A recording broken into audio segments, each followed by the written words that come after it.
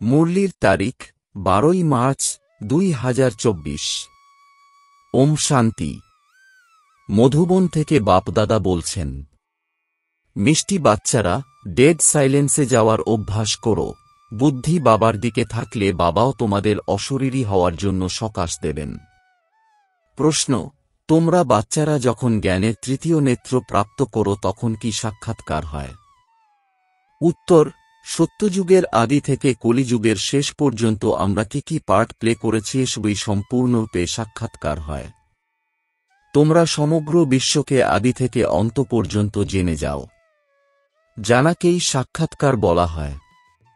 এখন তোমরা বুঝেছ যে আমরাই দৈবী গুণ সম্পন্ন দেবতা ছিলাম, এখন আসুরিক গুণ সম্পন্ন হয়ে গেছি। পুনরায় দৈবী গুণ সম্পন্ন দেবতা হতে যাচ্ছি। এখন আমরা নতুন দুনিয়া, নতুন ঘরে যাব। ওম শান্তি। বাচ্চারা স্মরণের যাত্রায় বসেছে। অসীম জগতের বাবা তো এই যাত্রায় বসেন না। তিনি তো বাচ্চাদের সকাশ দিয়ে সাহায্য করেন, যাতে বাচ্চারা শরীরকে ভুলতে পারে। বাবা সকাশ দেন আত্মাদের, কেননা বাবা আত্মাকেই দেখেন। তোমাদের প্রত্যেকের বুদ্ধি বাবার দিকেই যায়, বাবার বুদ্ধি বা দৃষ্টিও তখন বাচ্চাদের প্রতি যায়। পার্থক্য আছে, তাই না? এই অভ্যাস তোমরা করে থাকো ডেড সাইলেন্সের। শরীরকে ছেড়ে আলাদা হতে চাও তোমরা। আত্মা বুঝেছে যে যত স্মরণে থাকব ততই এই শরীর থেকে বেরিয়ে যেতে পারব। যেমন সাপের দৃষ্টান্ত আছে, যা দৃষ্টান্ত দেওয়া হয় তার মধ্যে বিশেষ কিছু অবশ্যই থাকে। তোমরা জানো এই শরীর ছেড়ে ঘরে ফিরে যাব, তারপর আবার ফিরে আসব। এইসব কথা আর কেউ জানে না, এই ড্রামা কেউ জানে না। কেউই এমন গ্যারান্টি দেয় না যে এই স্মরণের দ্বারা তোমাদের বিকর্ম বিনাশ হবে, এমন কথা কেউই শোনায় না। তোমরা বাচ্চারা জান আমরা এখন ফিরে যাওয়ার জার্নিতে রয়েছি। আত্মার বুদ্ধিযোগ ওই দিকেই রয়েছে। এখন নাটক শেষ হতে চলেছে, এবার ঘরে ফিরে যেতে হবে।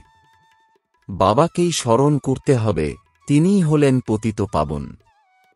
গঙ্গার জলকে তো মুক্তিদাতা বা গাইড বলা যায় না। এক বাবাই লিবারেটর আর গাইড হতে পারেন। এও বড় বোঝার আর বোঝানোর বিষয়। সেটা হল ভক্তি, তাতে কোনো কল্যাণ হতে পারে না। বাচ্চারা জানে জল হল স্নানের জন্য, জল কখনো পবিত্র করে তুলতে পারে না। এমনও নয় যে ভক্তির জন্য কোনো রিটার্ন বা ফল প্রাপ্তি হয়ে থাকে। ভক্তি মার্গে এরই মহত্বকে গুরুত্ব দেওয়া হয়েছে। একেই বলে অন্ধশ্রদ্ধা। এই শ্রদ্ধা পালন করতে করতেই মানুষ এই উপাধিতে ভূষিত হয়েছে অন্ধের সন্তান অন্ধই। ভগবানুবাচ, তাই না? কে অন্ধ আর কার দৃষ্টি আছে তা তোমরা জানো। এখন সম্পূর্ণ বিশ্বের আদিমধ্য অন্তকে তোমরা বাবার কাছ থেকে জেনেছ। তোমরা বাবাকে জেনেছ, সুতরাং সৃষ্টির আদিমধ্য অন্তের ডিউরেশনকেও জেনেছ। প্রতিটি বিষয়ে বিচার সাগর মন্থন করে নিজেকেই সমাধান করে নেওয়া উচিত। ভক্তি আর জ্ঞানের কন্ট্রাস্ট। জ্ঞান সম্পূর্ণ আলাদা। এই নলেজ হল সুপ্রসিদ্ধ। এ হল রাজযোগের অধ্যয়ন। বাচ্চারা এটাও জেনেছে, দেবতারা সম্পূর্ণ নির্বিকারী ছিল। রচয়িতা বাবাই বসে নিজের পরিচয় দিয়ে থাকেন। তিনি হলেন পরম আত্মা। পরম আত্মাকেই পরমাত্মা বলা হয়। ইংরেজিতে বলে সুপ্রিম সোল। সোল অর্থাৎ আত্মা। বাবার আত্মাও বড় হয় না, বাবার আত্মাও তোমরা বাচ্চাদের মতোই। এমন নয় যে বাচ্চাদের ছোট আর বড়। না, সুপ্রিম নলেজফুল বাবা অত্যন্ত স্নেহের সাথে বাচ্চাদের বুঝিয়ে থাকেন। পার্ট প্লে করে আত্মা নিশ্চয়ই শরীর ধারণ করেই রোল প্লে করবে। আত্মার বাসস্থান হল শান্তিধাম। বাচ্চারা জানে আত্মারা ব্রহ্ম মহাতত্ত্বে বাস করে। যেমন হিন্দুস্তান নিবাসী তারা নিজেদের হিন্দু বলে থাকে, তেমনি ব্রহ্মাণ্ড নিবাসীদের ঈশ্বর ভেবে বসে আছে। পতন হওয়ার কারণও ড্রামায় নির্ধারিত। ফিরে যেতে তো পারবে না কেউই, যতই চেষ্টা করুক। নাটক যখন সম্পূর্ণ হয়ে যায় তখনই সব কুশীলবরা একত্রে সমবেত হয়। ক্রিয়েটর, প্রধান অ্যাক্টরও এসে দাঁড়ায়। বাচ্চারা জানে এখন এই নাটক সম্পূর্ণ হতে চলেছে। এসব কথা কোনো সাধু সন্ত ইত্যাদি জানতে পারে না। আত্মার এই নলেজ কারো মধ্যেই নেই। পরমাত্মা বাবা একবারই এখানে আসেন, বাদবাকি সবাইকে তো এখানে পার্ট প্লে করতেই হবে। বৃদ্ধি তো হতেই থাকে, তাই না? আত্মারা সব কোথা থেকে এসেছে? যদি কেউ ফিরে যেতে পারে তবে ওই নিয়মই চালু হয়ে যাবে, একজন আসবে আরেকজন যাবে। একে তো পুনর্জন্ম বলা যাবে না। পুনর্জন্ম তো শুরু থেকেই চলে আসছে। প্রথম নম্বর হল লক্ষ্মীনারায়ণ। বাবা বুঝিয়েছেন পুনর্জন্ম নিতে নিতে যখন পিছনে চলে আসে তখনই আবার প্রথম নম্বরে যেতে হয়। এর মধ্যে সংশয়ের কোনো প্রশ্নই নেই। আত্মাদের পিতা স্বয়ং এসে বোঝান। কি বোঝান তিনি? নিজের পরিচয় দেন। সুপ্রিম আত্মা সম্পর্কে তোমরা আগে কি কিছুই জানতে? শুধু তোমরা শিব মন্দিরে যেতে, যেখানে অসংখ্য মন্দির থাকে। সত্যযুগে মন্দির, পুজো ইত্যাদি হই না। ওখানে তোমরা পূজ্য দেবী দেবতা হয়ে ওঠো। তারপর অর্ধকল্প পরে পূজারী হয়ে যাও, তখন তাদের দেবী দেবতা বলা হয় না। তারপর বাবাই এসে পূজ্য করে তোলেন। আর কোনো দেশে এই মহিমা নেই। রাম রাজ্য, রাবণ রাজ্য, এখন তোমরা বুঝে গেছ। রাম রাজ্যের সময়কাল কত প্রমাণ করা উচিত। এ হল নাটক, একেই বোঝাতে হবে। উচ্চ থেকে উচ্চতম হলেন বাবা, তিনিই নলেজফুল। আমরা এনার দ্বারাই উচ্চ থেকে উচ্চতর হয়ে উঠি, উচ্চ থেকে উচ্চতর পদ প্রাপ্ত করি। বাবা আমাদের পড়ান, দৈবী গুণও ধারণ করতে হয়। বাচ্চারা বর্ণনা করে তুমি এই রকম, আমরা এই রকম। এই সময় তোমরা জেনেছ আমাদেরও ওনার মতোই সম্পূর্ণ নির্বিকারী হতে হবে। বাবাকে স্মরণ করা ছাড়া দ্বিতীয় কোনো উপায় নেই। যদি কেউ জেনে থাকে বলুক। এমন তো বলতেই পারে না যে ব্রহ্ম বা তত্ত্ব নির্বিকারী। না, আত্মাই নির্বিকারী হয়। ব্রহ্ম বা তত্ত্বকে আত্মা বলা হয় না। ওটা তো হল আত্মাদের থাকার জায়গা। বাচ্চাদের বোঝানো হয় যে আত্মার মধ্যেই বুদ্ধি থাকে। আত্মা যখন তমপ্রধান হয়ে পড়ে তখন অবুঝ হয়ে যায়। বুঝদার আর অবুঝ আছে, তাই না? তোমাদের বুদ্ধি কত স্বচ্ছ হয়ে ওঠে, তারপর আবার ম্লেচ্ছ অর্থাৎ অপবিত্র, ময়লা হয়ে যায়। তোমাদের পিউরিটি আর ইমপিউরিটির অর্থাৎ অপবিত্রতার কন্ট্রাস্ট তোমরা বুঝে গেছ। ইমপিওর আত্মা ফিরে যেতে পারে না। এখন অপবিত্র থেকে পবিত্র কিভাবে হবে তার জন্য মাথা ঠুকতে থাকে, এটাও ড্রামায় নির্ধারিত। এখন তোমরা জেনেছ, এ হল সঙ্গম যুগ। বাবা একবারই আসেন নিয়ে যাওয়ার জন্য। সবাই তো নতুন দুনিয়াতে যাবে না। যার পার্ট নেই সে শান্তিধামে থাকবে, আর সেজন্যই চিত্রেও দেখানো হয়েছে। বাকি সব চিত্র ইত্যাদি যা কিছু আছে সবই হল ভক্তি মার্গের। এ হল জ্ঞান মার্গ, যেখানে বোঝানো হয় সৃষ্টি চক্র কিভাবে ঘুরছে, আমরা কিভাবে নিচে নেমে আসি অর্থাৎ অধোগতি হতে থাকে। 14 কলা থেকে 12 কলা হয়ে যায়। এখন কোনো কলা নেই। নম্বরানুসার আছে না। অ্যাক্টরসও নম্বরানুসারে হয়। কারো বেতন 1000, কারো 1500, কারো বা 100। কতটা তফাৎ হয়ে যায়। পঠন পাঠনেও দিনরাতের পার্থক্য আছে। লৌকিক স্কুলে পাশ না করতে না পারলে তাকে আবার পড়তে হয়। এখানে তো আবার পড়ার প্রশ্নই নেই, পদ কম হয়ে যায়। তারপর আর কখনো এই পঠন পাঠন হবে না। একবারই পঠন পাঠন হয়। বাবাও একবারই আসেন। বাচ্চারাও জানে প্রথমে একটাই রাজধানী ছিল। এ কথা তোমরা কাউকে বোঝালে মানবে। খ্রিস্টানরা সায়েন্সে প্রচণ্ড তীক্ষ্ণ হয়, আর সবাই তাদের কাছ থেকেই শেখে। ওরা না পারস বুদ্ধির হয় আর না পাথর বুদ্ধির হয়। এই সময় ওদের বুদ্ধি হতবাক করে দিচ্ছে। সায়েন্সের প্রচার সম্পূর্ণরূপে খ্রিস্টানদের থেকেই এসেছে, সেটাও সুখের জন্যই। তোমরা জানো এই পুরানো দুনিয়ার বিনাশ তো হবেই, তারপর তোমরা শান্তিধাম, সুখধামে চলে যাবে। তা না হলে এত মনুষ্য আত্মা ঘরে কিভাবে ফিরবে? সায়েন্সের দ্বারাই বিনাশ হবে। সব আত্মা শরীর ছেড়ে ঘরে ফিরে যাবে। এই বিনাশের মুক্তি অন্তরে শক্তি প্রদান করে। অর্ধকল্প ধরে মুক্তির জন্যই পরিশ্রম করে এসেছ, তাই না? সুতরাং সায়েন্স আর প্রাকৃতিক বিপর্যয়, যাকে ভাগ্যের পরিহাস বলে, এটাই হওয়া উচিত। বোঝা উচিত এই লড়াই হল মুক্তিধামে নিয়ে যাওয়ার নিমিত্ত। সবাইকে মুক্তিধামে যেতে হবে।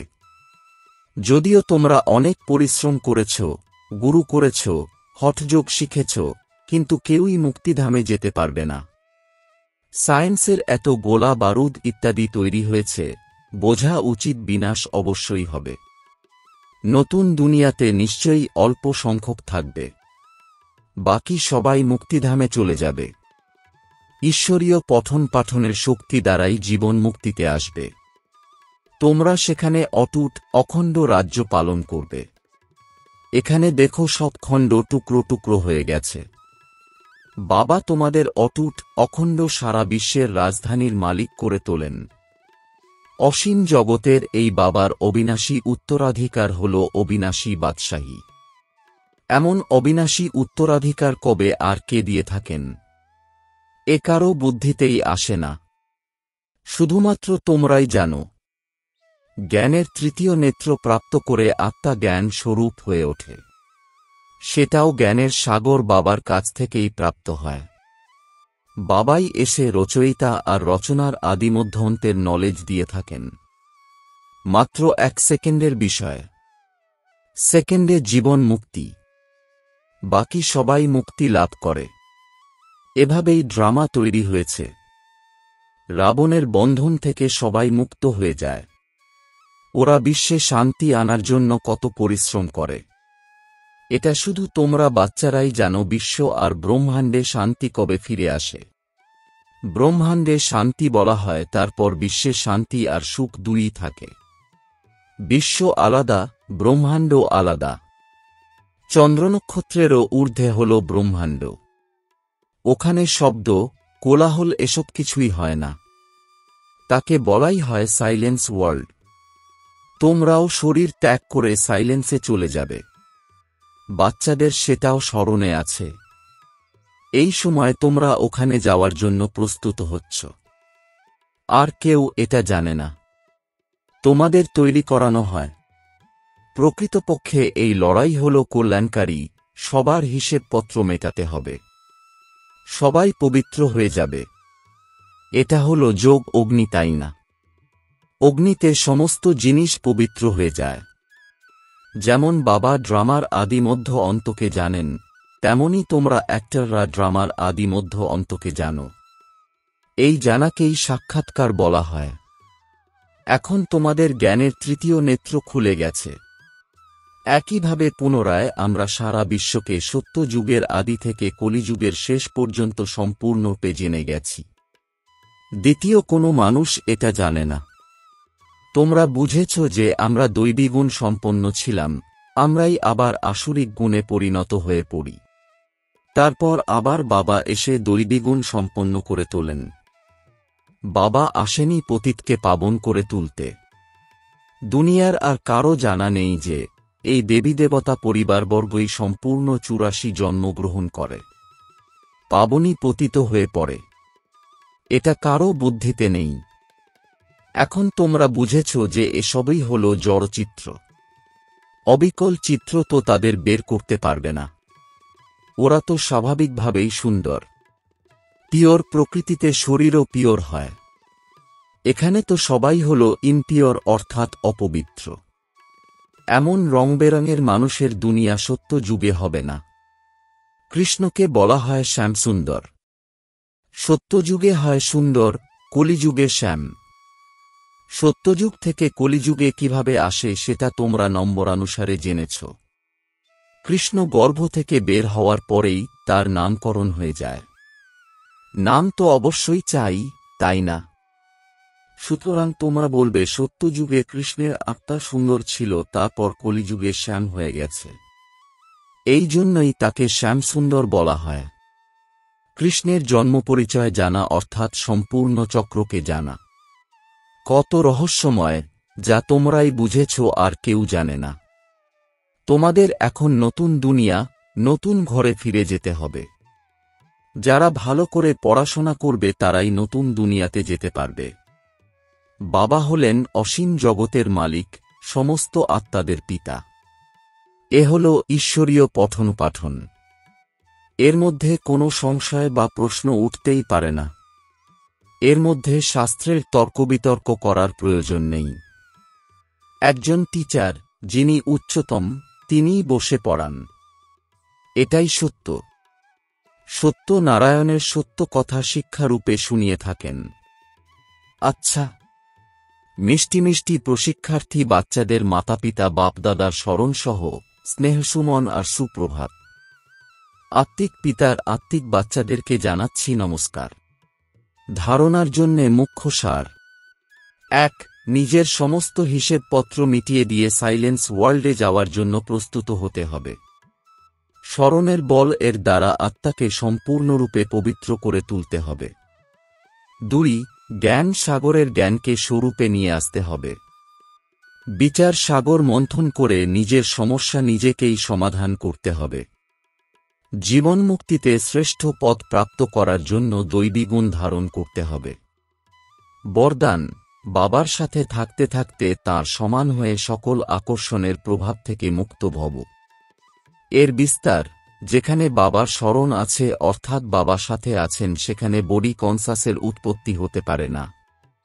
বাবার সাথে বা পাশে থাকা আত্মা দুনিয়ার বিকারী ভাইব্রেশন অথবা আকর্ষণের প্রভাব থেকে দূরে থাকে। এইরকম সাথী সাথে থাকতে থাকতে বাবার সমান হয়ে যায়। যেরকম বাবা হলেন উঁচুর থেকেও উঁচু, এইরকম বাচ্চাদের স্থিতিও উঁচু হয়ে যায়। নিচের কোনো কথা তার উপরে নিজের প্রভাব বিস্তার করতে পারে না। স্লোগান: মন আর বুদ্ধি কন্ট্রোলে থাকলে অশরীরী হওয়া সহজ হয়ে যাবে। ওম শান্তি।